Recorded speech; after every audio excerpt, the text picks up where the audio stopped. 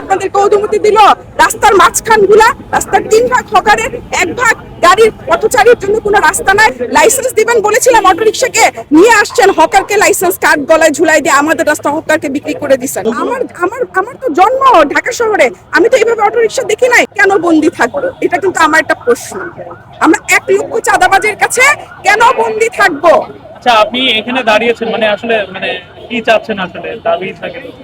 আমার চাওয়া একটাই, কোনো হকার থাকবে না, কোনো অটোরিকশা থাকবে না ঢাকা শহরে। আর অটোরিকশাকে যদি রাখতেও হয়, আপনাদের যদি খুব দরদ লাগে যে প্যাডেল রিক্সা চালাচ্ছে, আপনারা সিস্টেমে নিয়ে আসেন, অটোরিকশাকে সিস্টেমে নিয়ে আসেন।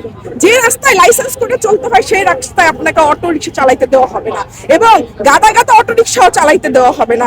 অটোরিকশাকে সিস্টেম নিয়ে আসেন।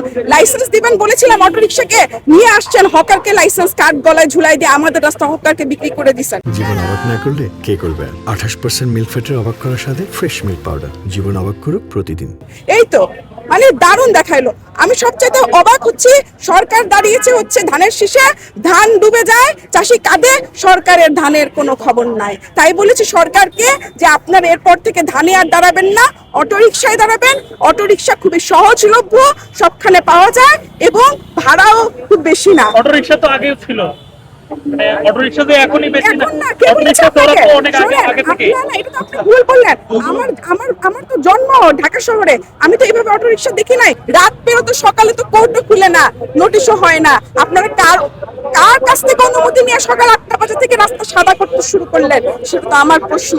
কে আপনাদেরকে অনুমতি দিল রাস্তার মাঝখান গুলা, রাস্তার 3 ভাগ হকারের 1 ভাগ গাড়ির পথচারীর জন্য কোনো রাস্তা নাই? পথচারী খালি কিনবে।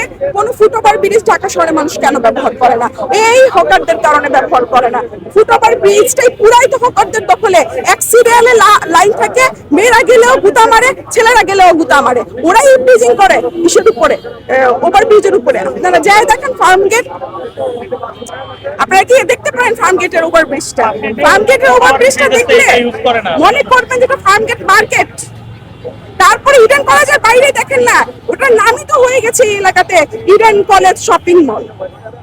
ঠিক আছে, ইডেন শপিং মল হয়ে গেছে নাম অলরেডি। আপনি যান নিউ মার্কেট, আর নিউ মার্কেট নাই। আমরা আগে নিউ মার্কেট বলতে বুঝতাম খোলা জায়গা একটা, নিউ মার্কেটে ঢুকে সবাই শপিং করবে। জান না নিউ মার্কেটের না।